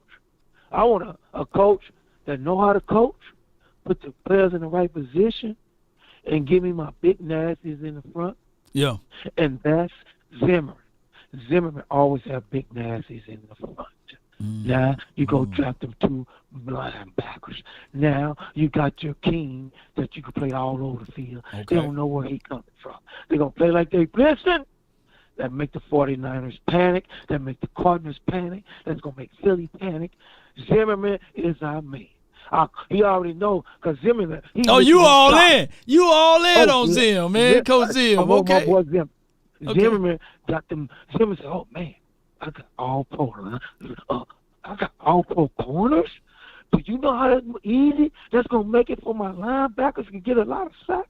This is the year, Cowboy fans. Your middle linebackers might get 8 to 10 sacks. Look what I just said, y'all. 8 to 10 sacks. They can't run on us. Yeah. He got them confused. Some Dan Quinn got cute with them small linebackers. And you know what? Still, they might sign the Giants defensive coordinator for linebacker coach. Or our old Sean Lee, because Sean Lee is a student of the game. He know how to read defenses. Or somebody like Ken Norton Jr. You know what I'm saying? Bring Ken Norton in there. You think like me. Everybody Cowboy fan, don't cry. Because now one thing we can say, the Jones do pay you if they like you. You can't say it about that. And they still made all them dudes millionaires. But if you ain't got no loyalty for this star, get your ass out of here. The defensive back coach, I don't care. I could coach the defensive back coach. Let me coach him. Because I ain't going to have my corners playing 20 yards off in the playoff game. That's Al Harris. That's his fault. Come on. So let me coach. We playing like the 49ers. We're going to bump and run your butt sometime. And then if I do pay off, it's only going to be 5 yards. It ain't going to be no 10 yards. No My doubt. safeties ain't got to worry about thinking no more. They can play safety. Yeah. I got some beasts in the middle, some beast linebackers, and my thing. And then what else, Law? We already got an all-pro guard. We already got an all-pro center on the team. Number 66, baby. 66 is our all-pro center. We there, y'all. You just got to get the right coach. Zimmerman, I'm praying that it's Zimmerman. Because if we get Zimmerman, y'all, he's going to say, let me tell you again, Darius, and my boy Brandon. If they get Mike Zimmerman, he's going to save Dak Prescott, and he's going to save Mike McCarthy with Henry, and we might finally be smoking a cigar, Cowboy fans. Appreciate you, man. How about them Cowboys? That's my guy. And let's get my damn Coach Zimmerman that don't take shit from nobody. That's No doubt, man. That's a good call from MJ, man. Reigning endorsement for Mike Zim. Look, I know we don't want retreads, but I don't want to see this team with Durday. I have big reservations with Al Harris now, saying that hey, he would love to go anywhere where Dan Quinn goes. So that's a whole nother conversation there. Unless he comes up with a fire interview and he says, okay, this is what my plan of action is going to be with linebacker. This is what my plan of action will be from defensive front. But I don't have a long time, man, to see whether or not that thing can line up right. I got the last 2 callers, man. I got Cowboy Mike from New York, and then we had the 806. But Cowboys Mike, you're live on the Nation, man. Talk to me. What's up with you, man? Hope all is well, bro. All is well, man. Talk to me, man. Yeah, a couple of things. Listen, when Al Harris played a cornerback for the Packers, wasn't he a physical cornerback? He was more of a physical DB type guy, you know. Yeah, so I'm understanding. So where's that physical teaching going as far as our cornerback? I agree with the last caller. Like the guys are too far off the receivers, man. You know what I mean? Well, not all the time, because you know that was that playoff game. We were like, hey, wait a minute, what's going on with that? You know, and in the cover 3 scheme, you know, you're going to play off, you know, on the way that was the Dan Quinn ran. But I look at Bland, he's a physical DB. And I wouldn't object if Zimmerman was to get the coaching job either. I thought Zimmerman's he's got a good head with him. You know what I mean? Disciplined guy. He teaches good defense. Yeah. I think that a lot of people got it mixed up, whereas they looked at Mike Zim, the head coach, and they didn't understand the defensive coordinator stuff. You know what I'm saying? It's a different world between being a head coach versus being a defensive coordinator. Less responsibility. He can horn in and focus in only on defense, and I think that you get the better Mike Zim out of that part of what he can bring to the table. Hey, Law, you remember Gilbert Brown? Yeah, big boy, yeah. Yeah, that's what we need in the middle in Dallas, man. I let our linebackers eat whenever we get some linebackers. Mm-hmm. That's what we've been missing for years, man. A guy in the middle that can, you know, push the line up and have our guys eat. Micah can eat if we get a big guy that can move up the middle. Yeah, I mean, but we don't need no young guy who don't. We need a guy who got a little experience, like a big guy can do that, like a veteran type guy in the middle. Well, this is my thoughts, man. And I love what Parsons brings to the table. He's dynamic, but if he's going to be an edge / linebacker, specialized weapon, then I'm out on the belief that Michael Parsons will be linebacker for us. And there's nothing wrong with that, right? I just need for the Cowboys to find them a true linebacker, right? Bring that guy in, whether it's a veteran guy or it's a trade acquisition or it's one of those guys that they draft. And that's all they do is going to be that linebacker and continue to use Michael Parsons everywhere on the field. He's going to, by rule, he's going to give you about 12 to 14 sacks a season anyhow. So let's just do that. I'm done with thinking that Parsons will be a linebacker. Okay. So it's a foregone conclusion, and Zim is going to get the job. It's just a matter of Jerry announcing it, just going through the formalities right now, right? Right, and he gonna savor it at least up until Friday, maybe Saturday. He's gonna have this news. You think we gonna go into the Super Bowl weekend without them talking about the Cowboys? Shoot. One more thing, Law. He's right about that part. But yeah, Jerry like to steal headlines. He gonna take some of it, man. You know they talking about Taylor Swift. What about Dollar? You know, pardon. You know, he gonna do something. What about Beyonce? She from Texas. You know, they're gonna have Jay-Z. You know, he a Cowboy fan. They're gonna have him talking about something. You know. So, how many coaches that we need right now? I know we need a defensive coordinator. But is there another coach that we need to fill in at a spot? Depending on who we get, don't mix these pieces together. If we get a defensive coordinator, let him bring his own people in. Because I don't want the Trojan horse thing. I don't want people to shank us in the back. You know, I refuse for us to get a new defensive coordinator and they say, okay, let's make Darian Thompson work at linebacker coach and Scott McCurley or Aiden Durde when they all expressed that they wanted to be out of here or go elsewhere. No. Give me a guy with their rooted philosophy in and let them be the people. You know, so we need a whole defensive team, whole new defensive coaches. Listen, I don't know if you remember a while ago when I called and I said Mark Colombo should be the offensive line coach. I don't know if you remember that. Yeah. But whoever's coaching the offensive line now, I don't think should be the offensive line coach. I think they should call Mark Colombo and bring him in. So I don't know how you feel about that. I mean, I like Mark Colombo. I like Bill Callahan. I like all of those boys to come in and to do that. But Solari. But Bill Callahan is with his son in Tennessee, so he's not going to come in. He's not going to come in? Okay, wow. No, he's just trying to deal with his son to coach the Tennessee Titans. Okay, I didn't know that. So, yeah. Look, if damn, here's the thing, though. You got a lame duck coach, man. Most contracts are 3 years. and you have your people that's under you got longer contracts than you, sometimes their allegiance may not be there with you, you know. So that's the thing. Mike McCarthy don't have anybody, you know, that he can ultimately trust outside of Solari that's been here a year with him, you know. So for him to regain a whole trust factor with somebody new, it's going to be a weird spot for him. That's all I'm saying, bro. And it's difficult. The Cowboys made it that cultural and made it that way, unfortunately. It got to be somebody Mike can trust. But appreciate you, man. Thank you for calling in, bro. All right, man. Good call. I know I was everywhere on that, but, man, now that I'm diving into this, oh, man, it is rough, man, because you don't know who you're going to trust now, you know. Everybody, you know, may be looking at it like, hey, I want that job too. I want that spot too.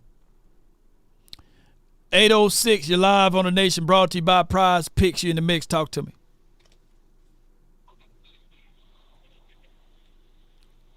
Once, twice, 3 times a caller. 806, you're live. All right. All right. Well, he or she was live, but we going to get on up out of here. Appreciate y'all, man. Thank everybody, man, for calling in and being part of these conversations. We just brainstorming, man. We don't know, man. Look, we thinking from the outside looking in. I want to give praises to all of you all, man, who stuck with me and rolled with me and also rocked with me all through this past weekend. It was a bittersweet one. Shout out to my guy, Koye, for putting together this masterful tribute to me. And I'm going to play a piece of it because, you know, it meant a lot, man. Yo, and shout bro, out to him. As I said to you on the phone earlier, and I meant it, I want to wish you a happy anniversary or birthday, whatever you call it. I do what I do now, and I'm grateful for you because I do what I do now based off of you having the courage to do what you do. Which is keep bringing us content, keep bringing us new and edgy ways to deliver that content, and you keep reinventing yourself right in front of everybody's face, man. So, like I said, you're an inspiration to me, one of the few people I admire because you're one of the few people that are doing this thing that we do, man. So, you know, I wish you many more, and I hope you like this piece that we putting together for you, man. And remember, salute. Yes, indeed, man. I can't play the audio, but man, he did a great job of piecing together this video with everybody showing me love and adulations and being solid with me on my journey. And then halfway through this video, you know, he posted my mom and everything, and that's when the tears stopped, you know, start dropping, you know. And I would say I really appreciate Okoye, but not just him. I appreciate all of the content creators who collab with him, and they didn't even let me know that they was doing this special tribute for me. And I really appreciate those boys. You can check out the full video on the X app. I think it's also on my YouTube page and Facebook. I really appreciate you guys so much, man. Shout out to Jay Tuck, man, for jumping in. Rogue Shop, man. Shout out to them, Richard and his wife. I really appreciate them on supporting me as well. And we had a lot of people keeping families connected. She jumped in and she gave me a shout out. Loca, he jumped in, he gave me a shout out. And Leon and shout out and salute to Mercy as well for putting this piece together, working with Okoye. And shout out to my guy Javon and Tony Monk. Hey, Ray. We had a whole bunch of people, man. I'll be leaving out someone's name, but charge it to my head, not my heart. And shout out to my guy 2 Live Craig. I see him in there in that video here. So that mean a lot to me. And, you know, this first year is very difficult. It's very, very difficult. Birthday hit different without getting that phone call from mom. But I'm going to tell y'all, I still feel her presence, man. I still feel her with me and these sorts of things. So shout out to all of them. There she go right there. I can't play the audio, though. Y'all know YouTube will give me if I play that audio. But that's mom's, man. And she was the one that says one way or another. You know, when YouTube, who remember when I was about to throw in the towel for YouTube, when I had about 6,000 subscribers, I threw in the towel, and she's like, baby, don't do that. One way or another. Start you a Instagram page. Start you a Facebook page. start you another YouTube page. And I did it just that day, you know. So I want to tell all of you guys, I really appreciate y'all so much. Stephen Poe says, I'm a Zim at defensive coordinator guy. Draft Big Sweat, yep, at One Tech. Then draft Peyton Wilson at middle linebacker. Let's go. Yeah, that will be it right there for us, man.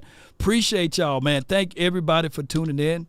But I want to play this too because we got things that we're doing with a foundation, and I want to let y'all know that we are growing. And I know that some of the content that we do is going to be a little bit different. But I want to play this audio here before we rock on up out of here. And I always try to leave people with a positive mindset and a positive affirmation or what have you. Give me 1 second. Let me see if I can put this up on the screen. Let's go. Boom. My coffee cup, I was just sitting here reading it, and I'll turn it around where you can see it. It says, beneath this grumpy exterior beats the heart of a dashing hero. Oh, wow. My daughter gave me that.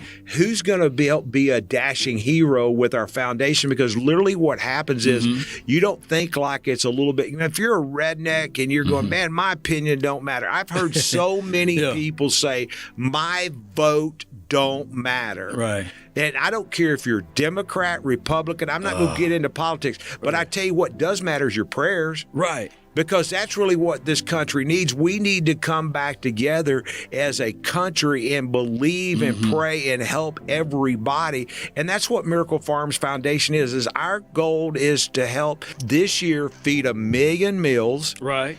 Across the United States, inside the 4 walls of the U.S. Let's go. And help teach financial literacy. We've got corporations that are going to come alongside of us, partner with us in local cities, and then give houses away. You got to understand, without vision, the Bible says you'll perish. You're right. Yeah. So I first had to have a vision of the charity. Then I'm going, what am I going to do? How am I at my age going to get out there? I'm 30 with a little bit behind it. We're going to talk about anything else. We ain't going to talk about that. But to literally, and then all of a sudden, God starts putting people around me. A young lady named Mercy. Then he gives a guy named Alistair Hunt. Then I meet you. Right. And then as these things begin to happen, doors begin to open up. Yeah. And then God said, if you, he basically told us is he says, I gave you permission to go. You just got to get up and go. Just got to get up and go. And then it touches on the hearts and minds of people. Everyone wants to do something that can make an impact. And why not be a part of those type of things, of feeding someone who's hungry and also providing shelter to those who are in need. Yeah. And now they can look back, because a lot of times when I do my podcast and I talk about just football in general, but when I apply the storyline, someone say, hey, I was going through something similar. Now it's something tangible that I can touch. Law Nation is speaking about the same thing that I went through. Someone else lost their mom. Someone else lost their father. Now someone else lost X, Y, and Z things, but they are seeing. Just because my world stopped doesn't mean that the whole entire world stops. Now they're saying that you got to continue to move. You got to continue to push forward and do things. Can I borrow one of those phones a second? So, you know, I'll say this, during COVID, everybody had a Rolodex in this phone. Right. But you know what happened is most people only went to the 1 or 2 people they talked to most of the time. Wow. I can tell you during COVID, we've seen mental issues. We've seen spiritual issues. We've seen people disconnect. We've seen people, I can personally tell you, there was a point in my life during COVID that I heard something say, won't you pull that gun out and just take your own life? And I said, I rolled the window down and I said, get out. Get out. But it wasn't just a couple hours later, somebody that I normally don't talk to picked the phone up and they happened to pray for me. So when you talk about looking at who makes a difference, us as humans across the United States, we make a difference. It may be just by picking up the phone and calling somebody, say, hey, you know what? I like you. Matter of fact, I don't dislike you. I love you. I wanted to call you and tell you that I love you, and I felt like I was just supposed to call you and cheer you up or pray for you. You know, you changed my world when you told me the most 2 important days in your life is when you're born and when you find your why. Right. Miracle Farms Foundation is my why. What if I get, what if, my friend Mercy says, don't say, you ain't going to have to say what if, when it's going to happen. When it's going to happen, there'll be a day that we're giving a house a day away, and I can't wait to give my first one away to a single mom who served our country that's got a little girl or a little boy that just needs a hand up. Right. Ooh. Here's the keys. It's just a house. It's just a little bit of money. Here's a house, because all of it, none of it belongs to us. Right. And we're learning that through connections with help, you may not can do what we do, but you can give that can change the difference. Let's collide our worlds together. That's correct. Thou shalt decree a thing and it shall be established. That's right. So we speak things into existence. And then on top of that, we're not just speaking, we are operating and working with those things. Faith without works is what?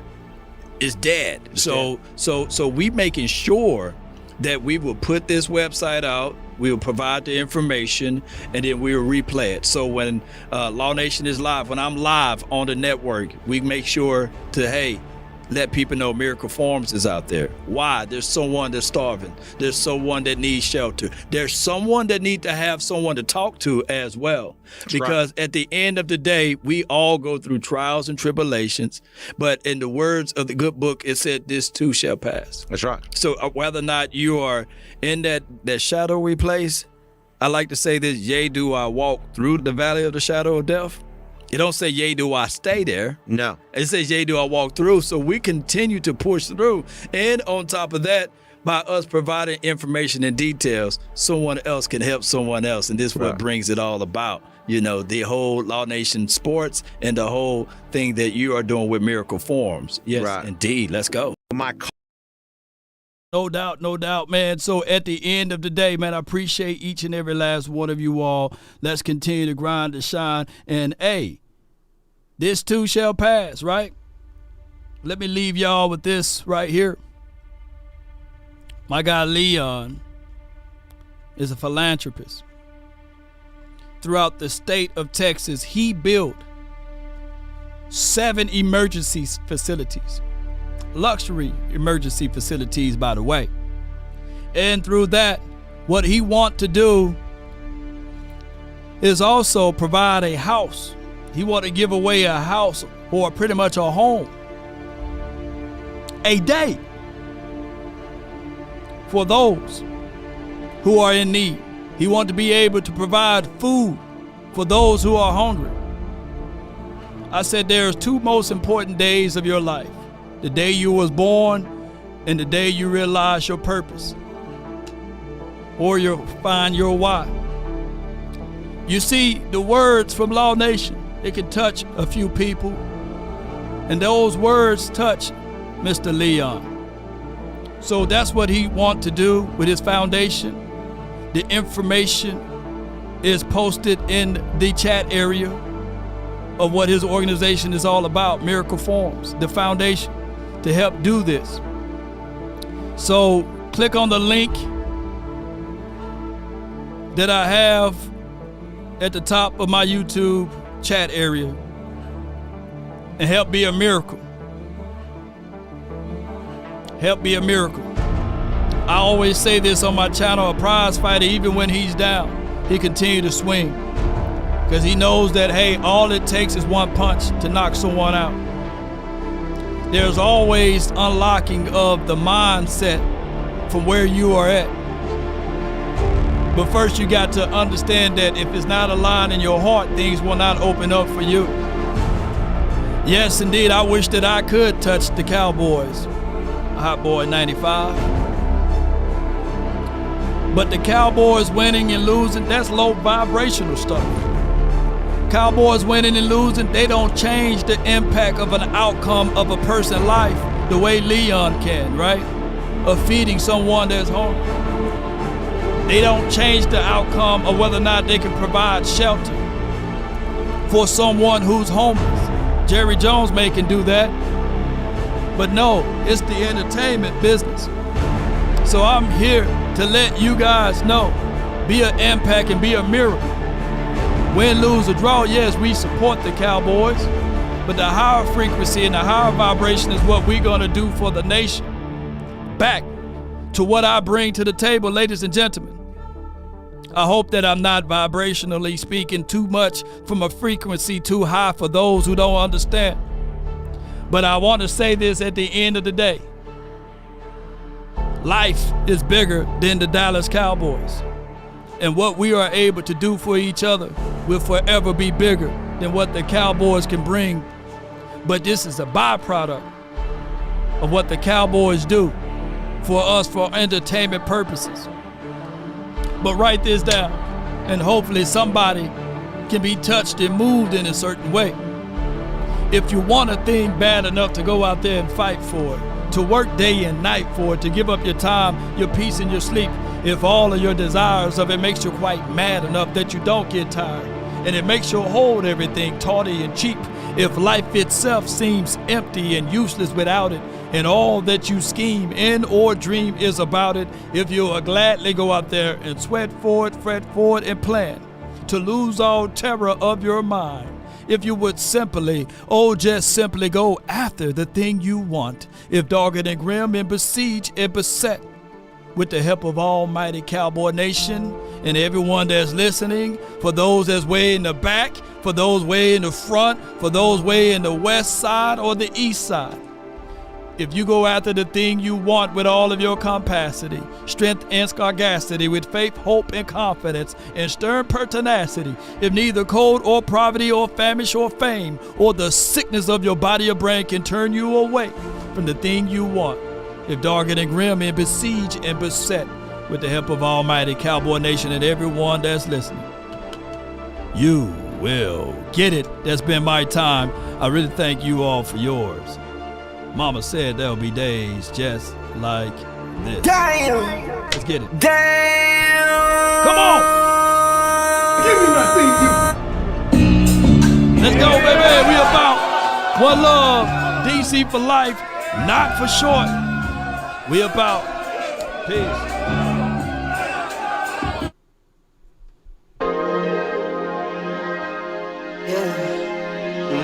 I just wanna run it up. Kinda check or something. I've been really in the field, let up, yeah.